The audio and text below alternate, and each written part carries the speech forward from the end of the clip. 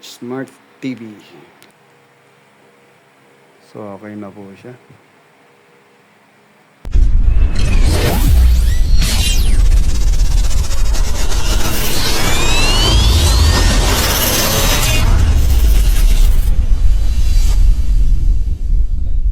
Okay, may gagawin tayo ngayon dito. Samsung. Ayan o. 15 inches. Samsung. Plug natin kung anong problema.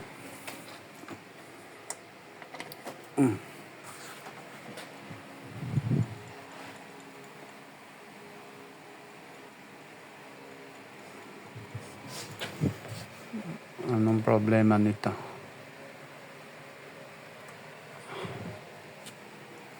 Atang power.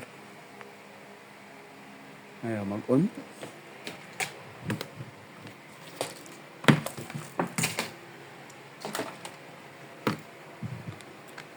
Set 3.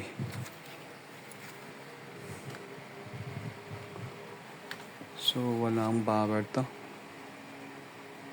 Ayaw mag-on. Buksan natin para malaman natin yung problema.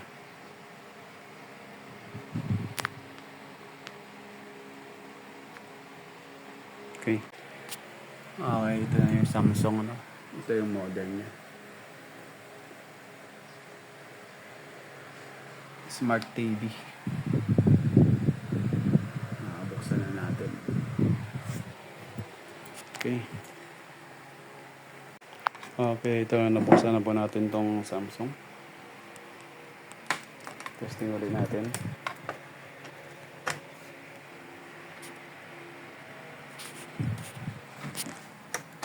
Smart TV Samsung. No power.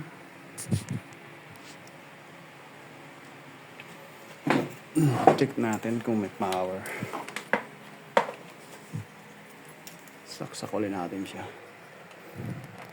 Okay.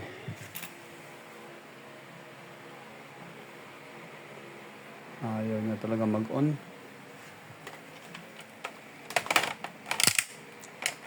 Tingnan natin kung pumapasok ang voltahe niya.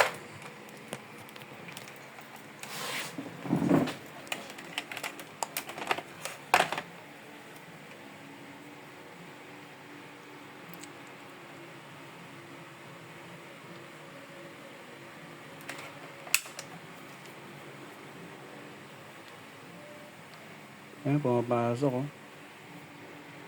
May voltahe siya. Pero anong dahilan ba't ayaw mag-on? Dapat ito mag-on to. Tingnan natin kung may supply. Walang power nga. Wala oh. Hindi siya gumagana. Tingnan natin kung pumapasok yung DC. Power supply issue siguro to. Ito yung DC supply. Primary. Wala. Walang supply oh. Ibig sabihin may open. Baka yung fuse ito. Baka open ang fuse nito. Ito yung input niya. No? Dapat to magkaroon ng power. Wala oh. Bagsak. Naka-DC pala. Ayun, meron oh. Pero sa DC meron eh. Pagdating dito wala. Ayan oh, sa primary. So wala. May nag-open dyan. So checkin natin tong power supply nito at alamin natin yung sira. Balik ako. Okay, nakita na natin yung problema niya oh. Ito ituturo ko. Ayan, kung makapansin nyo. Ayan oh. Putol na yung linyang to. Ayan oh. Ayan. Putol oh. Pumutok. Para siya nagkaroon ng corrosion. Close up ko ah. Labo ng camera ko.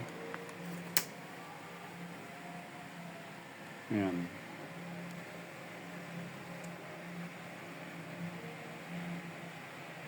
Nagkaroon siya ng corrosion. Narito lang ang bumigay dyan. Ano, corrosion siya eh. Okay. Kaya papalitan ko yung ano ng camera ko. Wait lang. Ito siya oh.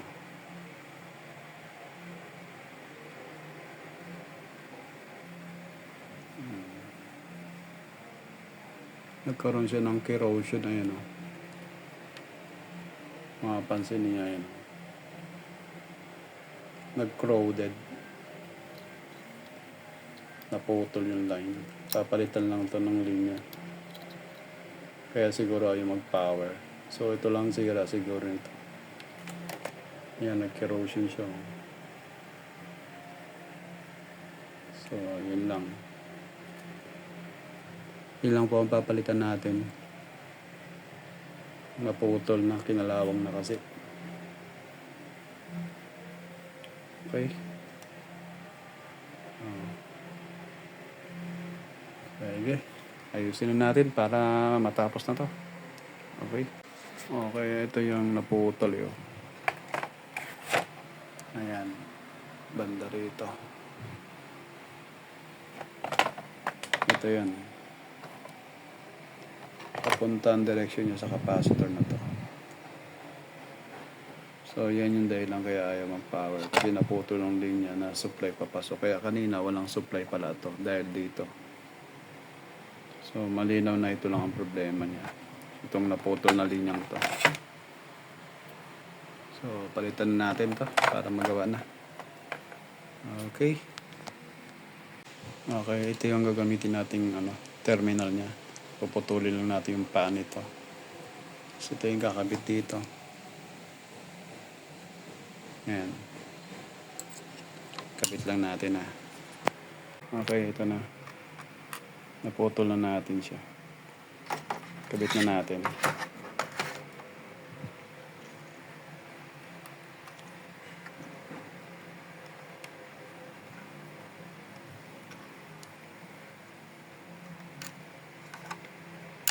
Okay. Hirap talaga ng one hand.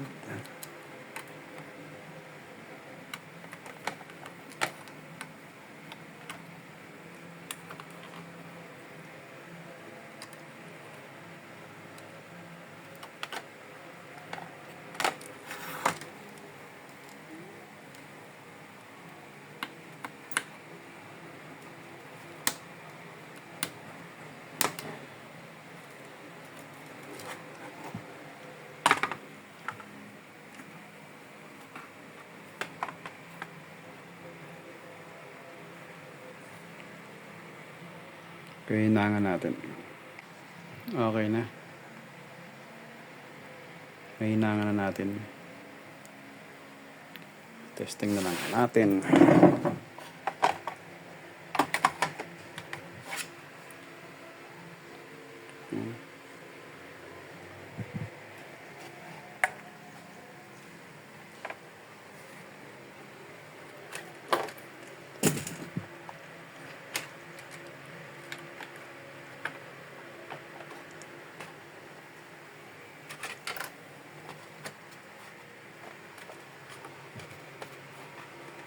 Clip tight. 1, 2, 3, go. Kabit.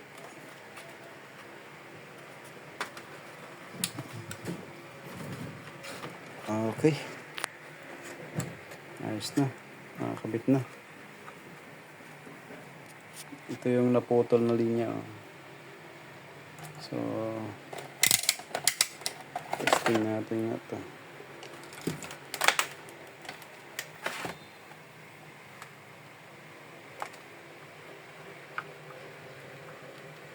Wala namang shortage.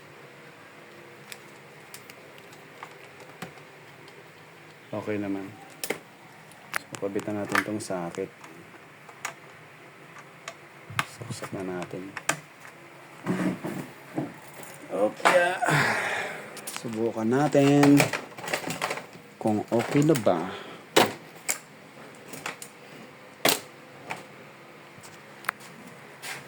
Plug-in. Okay. Plug natin. 220.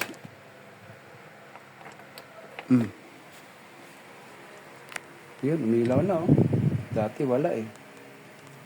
Tingnan natin kung meron na siyang picture. Off, on natin. Yun oh. Oh, agad-agad bumukas. So yun lang talaga ang problema niya. Blue na to. Okay. So yun lamang po ang naging sira niya, yung kinalawang yung terminal, nag-corroded kasi, nagkaroon ng corrosion. Okay na po ito. So ayos na. At least maaga natin nakita yung problema. Issue po nito, no power, dahil doon sa corrosion na dalawang terminal na naputol. So okay na po siya. Power off. Ay, hindi pala mapapower off yun, sa remote lang. Okay.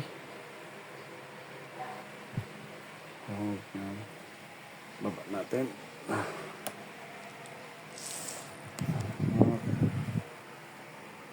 Ito yung dalawang terminal niya, no? Yan, no? Salarin. Ito siya nakakaitin. Okay na po. Sarado ko na lang. Okay. Okay na po itong Samsung na isarado na natin. Ayan siya. Samsung. Testing natin. Saksak natin. Nilagyan ko na rin ang antena to para makita natin kung may sounds. Ayan, nakasaksak na. Yan o. Linaw o. Channel 5.